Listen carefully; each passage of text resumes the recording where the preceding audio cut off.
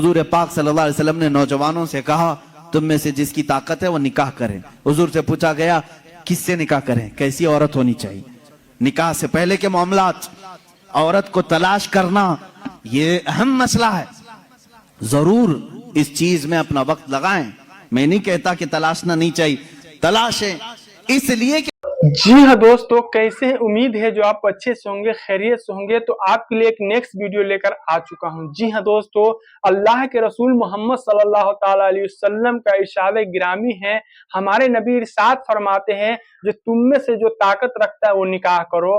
جی ہاں دوستو، لیکن انسان جب نکاح کے لیے یہ سوچتا ہے تو ظاہر سی بات ہے جو وہ دیکھتا بھی ہے، جو ہمارے حساب سے لڑکی کو ڈھونڈتا بھی ہے، جو کون سی لڑکی کیسی ہے۔ جی ہاں دوستو، لیکن اللہ کے رسول محمد صلی اللہ تعالی علیہ وسلم کا ارشاد گرامی ہے جو وہ شخص صرف اس لڑکی کے اندر یہ چار چیز ہی دیکھتا ہے اور ڈھونڈتا ہے۔ جی ہاں دوستو، یا کوئی یہ دیکھتا ہے کہ یہ لڑکی کا ماں باپ کتنا مالدار ہے۔ جی ہاں دوستو، یا کوئی لڑکا یہ دیکھتا ہے جس لڑکی کو میں دیکھنے کے لیے جا رہا ہوں اس لڑکی کا خاندان کتنا اعلیٰ ہے، یعنی ہمارے خاندان سے کتنا اونچا ہے۔ جی ہاں دوستو، یا کوئی یہ دیکھتا ہے، یہ سب سے اچھی سوچ ہے، جو لوگ یہ دیکھتا ہے جو اس لڑکی کا اخلاق کیسا ہے، اس لڑکی کا کردار کیسا ہے، جب یہ لڑکی ہمارے گھر میں آئے گی تو یہ کس طریقے سے رہے گی، یا ہمارے ماں باپ کا عزت کرے گی کہ نہیں کرے گی۔ جی ہاں دوستو،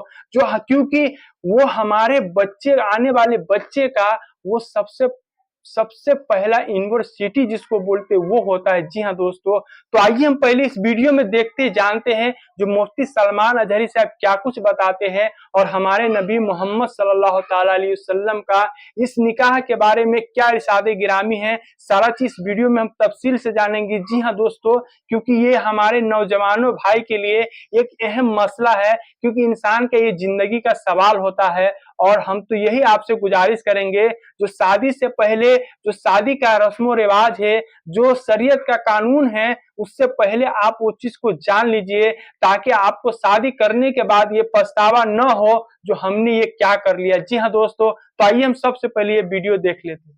حضور پاک صلی اللہ علیہ وسلم نے نوجوانوں سے کہا تم میں سے جس کی طاقت ہے وہ نکاح کریں۔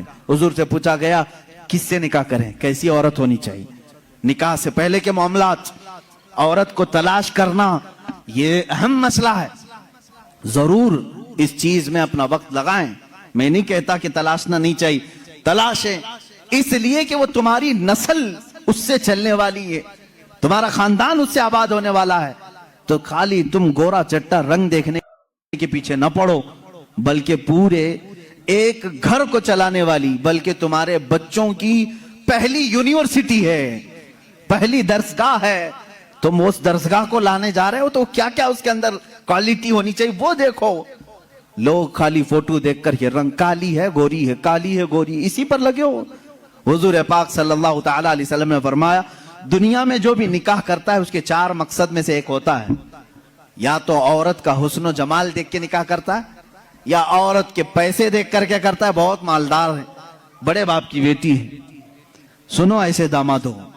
حضور صلی اللہ علیہ وسلم نے فرمایا یا تیسرا مقصد یہ ہوتا ہے کہ بڑے خاندان والی ہے، یعنی حسب و نسب اعلیٰ ہے، ہم تو شیخ تھے وہ پٹھان ہے، یا پھر اور کسی بڑے خاندان کی ہے۔ پہلا خوبصورتی، دوسرا پیسہ، تیسرا خاندان۔ حضور نے فرمایا چوتھا ایک مقصد ہے وہ اچھا ہے۔ حضور فرماتے ہیں یا تو پھر اس کے اخلاق و کردار دیکھ کر نکاح کرتا ہے، یہ چار میں سے کوئی ایک۔ اور رسول کریم صلی اللہ علیہ وسلم نے ہر ایک کا ریزلٹ بھی بتایا۔ جس نے صرف حسن و جمال دیکھا اور کچھ بھی نہیں دیکھا، خوبصورتی دیکھی، میرے آقا فرماتے ہیں ان قریب اللہ اسے فتنے میں مبتلا کرے گا۔ فتنے میں مبتلا کیا، وہ خود اپنی بیوی پر شک کرنے لگ جائے گا چند دنوں کے بعد، خوبصورت ہے، پتہ نہیں کون دیکھ رہا ہے میری بیوی کو، ادھر سے چھپاؤ ادھر سے چھپاؤ، اور اگر وہ کہیں نکل گئی تو شک کرنے لگ جائے گا، کس سے بات کر کے آئی، کس سے تیرا تعلق ہے، پوری زندگی جہنم بنا کے رکھے گا، فتنوں میں مبتلا ہو جائے گا۔ میں یہ نہیں کہہ رہا کہ خوبصورت لڑکی سے شادی نہیں کرنا چاہیے، کرو، لیکن اس کے ساتھ جو دیکھنے کا حکم ہے وہ بھی دیکھو۔ خوبصورت عورتیں، خوبصورت لڑکیاں तुम्हारे लिए नुकसान दे नहीं, अच्छी है, लेकिन उसके साथ जो देखने का हुक्म है वो देखना जरूरी। मेरे आका सल्लल्लाहु अलैहि वसल्लम ने दूसरे नंबर पर फरमाया, जिसने सिर्फ माल देख करके निकाह किया, बहुत पैसे वाला घर है, निकाह करो इससे, क्योंकि निकाह के साथ गाड़ी घोड़ा सब आएगा। हुजूर पाक सल्लल्लाहु अलैहि वसल्लम फरमाते हैं, अनकरीब अल्लाह उसे फकीर बना देगा, उसे मोहताज बना देगा। ऐसे दामादों को देखा है हमने, हर एक से कर्जे लेते रहते हैं। हाँ, ससुर से तो मिला ही था लेकिन बरकत कुछ नहीं हुई, फिर इससे चार, इससे चार, उससे चार, कर्जे में ही डूबा है, और ये कर्ज की लानत उसकी खत्म नहीं होती। ढूंढ के देखो, ऐसे बहुत दामाद मिलेंगे, या तो फिर वो घर जमाई बनेंगे।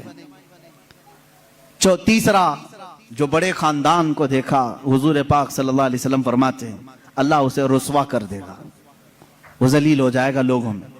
हाँ, जिसने अखलाक व किरदार देखा, औरत के अच्छे अखलाक व किरदार, उसकी दीनदारी देखा, हुजूर फरमाते हैं अल्लाह उसे दुनिया में भी बरकत देगा, आखिरत में भी बरकत देगा। अब इसके साथ प्लस क्या है? नंबर 1 तुमने दीन देखा, अखलाक व किरदार देखा, उसके साथ हुस्न जमाल भी मिल गया तो बोनस है तुम्हारे लिए, साथ में मालदार भी मिली तो भी प्लस पॉइंट है, बड़े खानदान वाली भी मिली तो और अच्छा है, सोने पे सुहागा है। हाँ, लेकिन नंबर 1 सबसे पहली चीज उसकी दीनदारी। तुम्हारे घर की औरतों को जब भेजो किसी लड़की को देखने के लिए, सिखा करके भेजो। जाते ही ये ना पूछें क्या क्या पकाना आता है, क्या क्या सिलना आता है, एम्ब्रॉयडरी आती है कि नहीं आती है, ये नहीं। सबसे पहला सवाल करो कि कुरान कितना पढ़ा है, कुरान पाक तजवीद के साथ जानती है नहीं। पहला सवाल करो अपनी बहुओं से, उन सासों के लिए मैं कह रहा हूं। कढ़ाई लिखाई और सिलाई ये पूछना बात की बात है, पहली चीज उसका दीन पूछो। और उसके बाद मेरे अजीजों, हम सब के लिए सबसे पहला सवाल ये है, उस खातून से ये पूछो कि अहले सुन्नत व जमात से क्या ताल्लुक है। औरतों की तरफ से मर्द के घर जाएं तो भी ये सवाल हो, इसलिए कि ये इश्क़ मुस्तफा की जड़ है, और जहां जड़ खराब हो तो फल नहीं आ सकते। ये सबसे पहला सवाल है कि उसके घर में दीन मुस्तफा कितना है, इश्क़ मुस्तफा कितना है, ये सबसे पहली चीज। अब याद रखना, जिस खातून को इस सवाल के साथ तुम लाए हो, उसकी जिंदगी पूरी अल्लाह रब्बुल इज्जत की जिम्मे करम पर है, फिर औलाद अल्लाह के जिम्मे करम पर है, हुस्न जमाल के साथ अल्लाह तुम्हें बाअखलाक औलाद अता करेगा, बाअखलाक औलाद अता करेगा। लेकिन ये तरीका शादियों का इस तरह से रखो, अगर लोगों को ये मालूम हो जाए ना, आज तुमने रिवाज बना लिया, लड़कियों को देखने आने से पहले सबसे पहले लड़के की अम्मा यही सवाल कर रही है, लड़के की बहन यही सवाल कर रही है, कुरान कितना पढ़ा है, तजवीद कितना पढ़ा है। 2-4 घरों में ये होने लग जाए तो देखो लड़कियों को सबसे पहले अब कुरान पढ़ाना शुरू कर देंगे। क्यों? सबको मालूम है नहीं पढ़ाएंगे शादी नहीं होगी। आज ये एम्ब्रॉयडरी क्यों करा रही हैं? इसलिए कि सवाल तुम पहले यही कर रहे हो, सिलाई आती है कि नहीं। सब लड़कियां सिलाई क्लास में क्यों जा रही? देखने वाले आकर के यही पूछ रहे हैं सिलाई कितनी आती, पकाई कितनी आती। इंडोनेशिया का माहौल मैंने देखा, इंडोनेशिया के हमारे बहुत सारे दोस्त हैं, सबसे ज्यादा मेरे ख्याल से हज पे आने वाले इंडोनेशिया के लोग। क्यों जानते हैं?